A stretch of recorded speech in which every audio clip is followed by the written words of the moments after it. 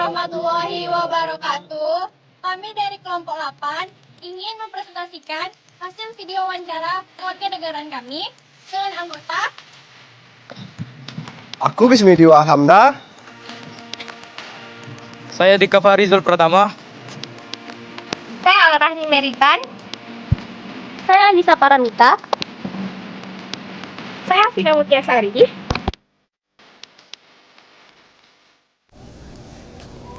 Oke, selamat sore Bang. Sore.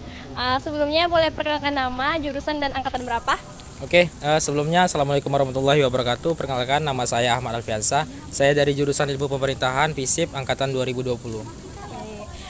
Boleh nggak sih kami nanya-nanya dulu nih Bang tentang Boleh. hak dan kewajiban warga negara? Boleh. Oke, untuk pertanyaan pertama, mengapa penting bagi warga negara untuk mengetahui hak-hak dan kewajiban mereka?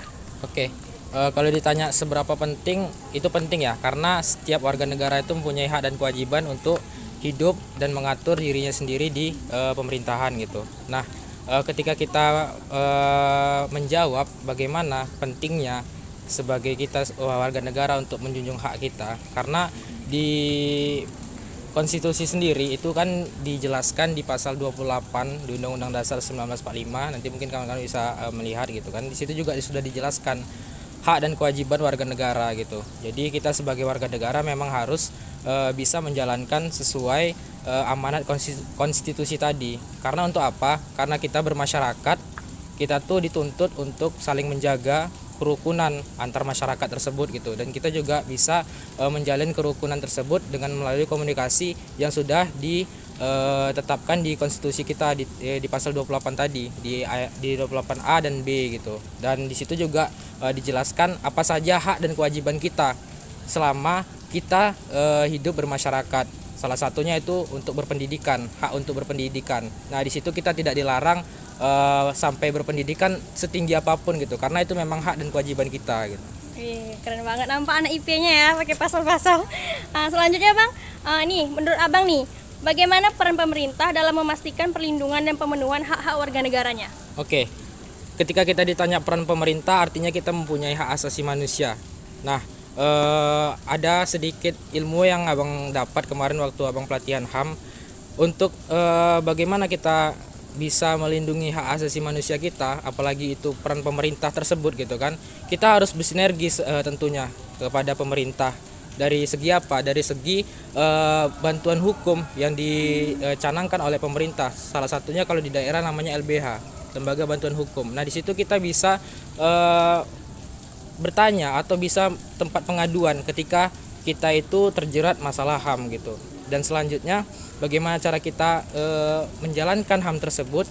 Ya, salah satunya kita bisa menjaga diri kita, apakah kita ini memang layak untuk menjandang sebagai gelar HAM atau tidak gitu. Karena ketika kita HAM kita itu memang dari direnggut gitu kan, otomatis warga negara dan atau institusi pemerintah itu bakalan nggak bakalan diam gitu, karena HAM kita yang direbut gitu. Nah, mungkin itu sih yang bisa Bang sampaikan. Keren banget ya. Sebelumnya terima kasih sudah meluangkan waktu untuk kami. Sore Bang, mohon minta waktunya sebentar. Saya akan mewawancarai Abang. Sebelumnya perkenalkan nama Abang siapa, jurusan apa, dan angkatan berapa? Baik, perkenalkan nama Abang Firman Wahyudi. Abang jurusan Ilmu Pemerintahan angkatan 2021. Baiklah, di sini saya akan bertanya kepada Abang tentang pendidikan anti korupsi. Bagaimana peran keluarga dalam mendukung pendidikan anti korupsi? Kalau menurut Abang, peran keluarga dalam pendidikan anti korupsi itu karena keluarga itu merupakan orang yang pertama atau orang yang pertama kali dalam hidup kita itu kan yang mengajari kita memulai kehidupan itu keluarga. Jadi dari keluarga inilah mulai menerapkan kayak anti korupsi. Jadi bisa jadi dengan cara keluarga itu menerapkan, kalau misalnya kita diamanahi sama orang tua, misalnya ke pasar belanja, jadi kan misalnya nanti ini nanti ada kembalian, jangan diambil. Itu bisa jadi awal permulaan kita mengajarkan kepada anak kita tentang bagaimana itu anti korupsi. Dan juga sebagai orang tua di keluarga, kita akan mengajarkan betapa buruknya kalau kita mengambil hak orang lain. Bagus sih jawabannya. Oke, lanjut ya, Bang. Apa langkah konkret yang dapat diambil oleh lembaga pendidikan untuk mempromosikan pendidikan anti korupsi? Menurut Abang, langkah konkret dari pemerintah itu contohnya kita di IP sendiri itu nanti ada belajar mata kuliah tentang pendidikan anti korupsi. Dari situ pemerintah memberikan kurikulum kepada kita bagaimana nanti apa-apa aja yang bagaimana korupsi itu terjadi, apa-apa aja yang bisa menyebabkan korupsi. Nah, dari sinilah kita sebagai mahasiswa ilmu pemerintahan bisa belajar bagaimana terjadi korupsi sehingga kita dapat meminimalisir terjadinya korupsi. Terima kasih ya, Bang. Bang dari mana Bang? Oh iya. Nama Sahrim Maliki Syotang, jurusan Ilmu Komunikasi, angkatan 21. Terkait ideologi Pancasila. Mengapa Pancasila dijadikan ideologi negara Indonesia? Oke, mengapa Pancasila dijadikan ideologi negara Indonesia? Sebetulnya Pancasila ini kan lahir dari pemikir-pemikir ulung Indonesia. Jadi ideologi Pancasila lahir dari hasil musyawarah para pemuda dari golongan muda dan golongan tua. Nah, kenapa Pancasila diterapkan ke Indonesia? Kenapa nggak sosialis? Kenapa nggak liberalis? Kenapa nggak kapitalis? Kenapa? Karena beragamnya variasi budaya dan etnik adat di Indonesia itu tak bisa dihimpun dalam satu nilai, sehingga diperlukan suatu ideologi yang jamak, majemuk. Nah, itu kenapa Pancasila diterapkan di Indonesia, sehingga bisa memenuhi semua keinginan atau kebutuhan masyarakat yang ada di Indonesia. Nah, lanjut ke pertanyaan kedua. Pertanyaan kedua, bagaimana Pancasila dapat diterapkan dalam kehidupan sehari-hari? Oke, kita bedah persilanya lah. Yang pertama itu ketuhanan yang Maha Esa. Nah, di sana kita diwajibkan untuk beribadah, bahkan kita dijamin sesuai dengan konstitusi atau undang-undang bahwasanya kebebasan kita untuk beribadah sesuai dengan agama kita masing-masing itu dilegalkan di Indonesia, dan di Indonesia itu terdapat 6 agama yang diresmikan oleh negara.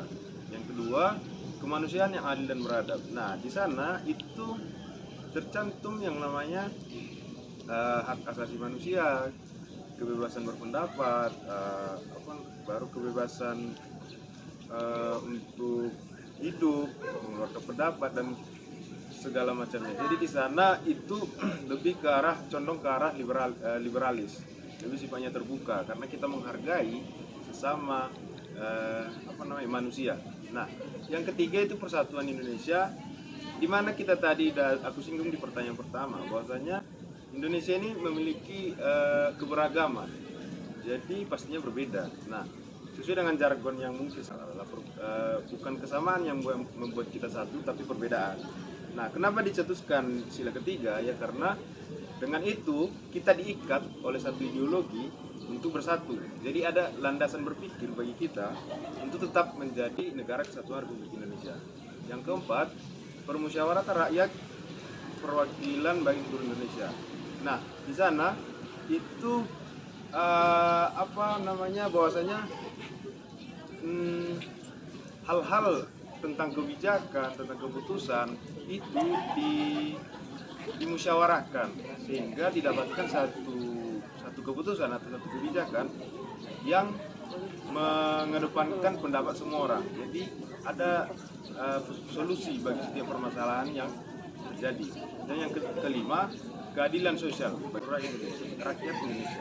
Nah, di sana juga sesuai dengan sila sebelumnya, keadilan ini adalah salah satu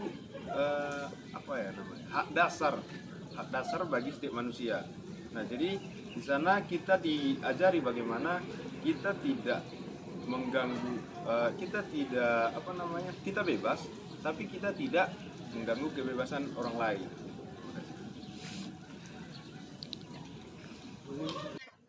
Baiklah, di sini saya akan wawancara Abang. Sebelumnya, perkenalkan nama, angkatan dan jurusan. Perkenalkan, nama saya Muhammad Abiu dari jurusan Hubungan Internasional angkatan 21. Baiklah, masuk sesi pertanyaan yaitu bagaimana peran pemerintah dalam memfasilitasi dan mendukung pendidikan anti korupsi? Untuk pemerintah sendiri sebenarnya sudah membentuk badan yang namanya KPK, Komisi Pemberantasan Korupsi. Namun di dalam pendidikan, pemerintah itu juga mengutus kejaksaan yang bekerjasama dengan sekolah-sekolah untuk membentuk duta sadar hukum. Duta sadar hukum ini sendiri dia mensosialisasikan, mengajak teman-temannya atau siswa dan siswi di sekolahnya untuk mengenal apa itu korupsi. Biasanya setiap sekolah itu mempunyai duta sadar hukum di mana dia akan mempelajari UU Tipikor yang mana undang-undang korupsi. Dengan adanya duta sadar hukum tersebut, pemerintah mengapresiasi bahwa setiap siswa dan siswi itu dapat berkreativitas dalam membentuk nilai-nilai moral untuk anti korupsi sendiri. Terima kasih. Terima kasih, Bang. Halo, selamat siang Abang. Siang. Sebelumnya perkenalkan saya dari jurusan Ilmu Pemerintahan, ingin wawancara Abang sebentar, boleh? Boleh. Oke, sebelumnya perkenalkan nama Abang siapa dan jurusannya dari mana? Nama saya Rehan dari Hubungan Internasional. Jadi pertanyaannya adalah mengapa penting bagi warga negara untuk mengetahui hak-hak dan kewajiban mereka? Sebenarnya sederhana sih ya. Kalau misalnya kita ketika menginjak usia 17 tahun kan. 17 tahun kan kita buat KTP. Ya. Di KTP itu kan ada tantangan tuh. Sebenarnya kita menandatangani KTP itu ya sama aja kayak kita menandatangani kontrak perusahaan. Di situ ada hak dan kewajiban. Masalahnya gini, kalau kita nggak tahu hak dan kewajibannya gimana? Apa yang terjadi kalau misalnya kita sebagai karyawan, kita nandatangani kontrak, nggak tahu isinya apa, ya kita bakal bisa jadi dapat kewajiban yang berlebihan atau hak-hak kita dikurangi gitu. Jadi dengan mengetahui hak dan kewajiban, maka kita bisa meminimalisir potensi penyalahgunaan kekuasaan oleh penguasa itu sendiri. Begitu menurut saya. Baik Bang, terima kasih. Ya. Dari mana? Jurusan apa? Dari jurusan administrasi pabrik angkatan 21. Namanya? Nama aku panggil aja Etan. Angkatan, ini pertanyaan terkait dengan identitas nasional. Bagaimana globalisasi mempengaruhi identitas nasional suatu negara? Boleh jawab ya. Nah gini, tentunya setiap negara itu punya identitas dan coraknya sendiri kan, termasuk Indonesia, di mana Indonesia menjadikan Pancasila suatu bentuk identitasnya. Nah seperti kita tahu, semakin banyaknya budaya-budaya luar yang masuk ke dalam suatu negara itu bisa berdampak positif dan negatif gitu ya. Yang harus kita lakukan sebagai bangsa atau warga negara di suatu bangsa itu ya kita harus memfiltrasi budaya-budaya yang bisa mempengaruhi hilangnya budaya ciri khas kita itu sendiri. Contohnya yang seperti kita tahu, kita sekarang hidup dengan beragam macam lifestyle nih. Kayak kita bisa mengambil pengaruh budaya Korea misalnya atau Jepang yang dimana mereka itu sangat bekerja keras dan menghargai waktu tuh. Nah mungkin itu bisa kita ambil sebagai bentuk positif dari pengaruh budaya luarnya. Mungkin untuk yang budaya-budaya luar yang negatifnya mungkin kita bisa filtrasi mungkin dari segi cara berpakaian, karena kita Indonesia, apalagi kita ini tinggal di negara-negara yang cenderung dikatakan konservatif ya, lebih baik kita sedikit memfiltrasi dari itu supaya nilai identitas dari negara itu dapat terjaga gitu. Selamat siang. Sebelumnya kenalin saya Anissa Paramita, IP 22. Boleh perkenalkan nama kakak? Perkenalkan, nama saya Triwahyuni Yuanda, biasa dipanggil Ayu, jurusan pariwisata angkatan 19. Jadi kami mau nanya nih kak, menurut kakak apa saja hak-hak dasar yang dimiliki oleh warga negara? Kalau menurut saya, hak dasar yang harus dimiliki oleh warga negara itu pertama, tanda pengenal sebagai warga negara Indonesia. Yang kedua, hak-hak dasar itu kan merupakan hak yang diterima oleh setiap warga negara, seperti adanya perlindungan hukum, adanya pengakuan suatu hak itu di pemerintahan, adanya perlindungan untuk anak, dan juga perlindungan bagi wanita. Nah, dan hak dasar yang lain yang harus dimiliki warga negara itu ya seperti apa ya, suatu aturan yang harus dipatuhi gitu. Itu kan merupakan hak dan juga kewajiban. Menurut saya harus panjang jawabannya. Oke, makasih ya kak. Selamat sore Bang. Sore. Sebelumnya perkenalkan, nama saya Alrahmi Meritan. Saya dari IP angkatan 2022, ingin mewawancara Abang. Apakah Abang bersedia? saya bersedia. Oke, sebelumnya perkenalkan nama Abang dari jurusan apa dan angkatan berapa, Bang? Oke, perkenalkan saya Fikir Rashid dari jurusan Ilmu Komunikasi angkatan 2021. Oke, di sini saya akan bertanya kepada Abang mengenai materi hak dan kewajiban warga negara. Menurut Abang, mengapa penting bagi warga negara untuk mengetahui hak-hak dan kewajiban mereka? Menurut saya kenapa warga negara perlu mengetahui hak dan kewajiban mereka dalam sebuah negara, karena dalam pemerintah kita itu melindungi hak-hak dan kewajiban kita sebagai warga negara, di mana kita berhak mengkritik pemerintah ketika mereka terjadi kesalahan, mungkin keluar dari koridornya dalam mengambil kebijakan seperti yang terjadi di sebelum-sebelumnya. Terus kewajiban kita ketika mengadakan pemilihan umum, kita mempunyai hak dan kewajiban untuk memilih, karena pemimpin yang kita pilih bakal meneruskan estafet kepengurusan di pemerintah sana. Jadi menurut saya penting untuk warga negara mengetahui hak dan kewajibannya agar mereka itu dapat melaksanakan tugas mereka sebagai masyarakat Indonesia. Karena menurut saya dalam sebuah negara mereka mempunyai hak dan kewajiban yang pasti dilindungi oleh pemerintah. Jadi mereka apalagi pemerintah kita menganut sistem demokrasi kan, yang berarti itu merupakan kebebasan kita dalam berpendapat, melakukan kritik-kritik terhadap pemerintah ketika kebijakannya terjadi yang di luar koridor. Tapi harus kita ketahui bahwa kita mempunyai hak dan kewajiban, tapi kita harus bisa menggunakannya dengan baik dan benar, karena banyak sekarang yang melakukan pemberontakan mengatasnamakan hak dan kewajiban mereka, banyak melakukan tindakan kekerasan yang mengatasnamakan hak dan kewajiban mereka. Itu perlu digarisbawahi dan harus dipahami lebih dalam lah hak dan kewajiban mereka. Bagus banget ya jawabannya, sangat rinci. Oke, terima kasih ya Bang atas waktunya. Cukup sekian wawancara kami terkait materi pendidikan kewarganegaraan. Semoga bermanfaat. Terima kasih. Dadah, jangan lupa subscribe ya guys.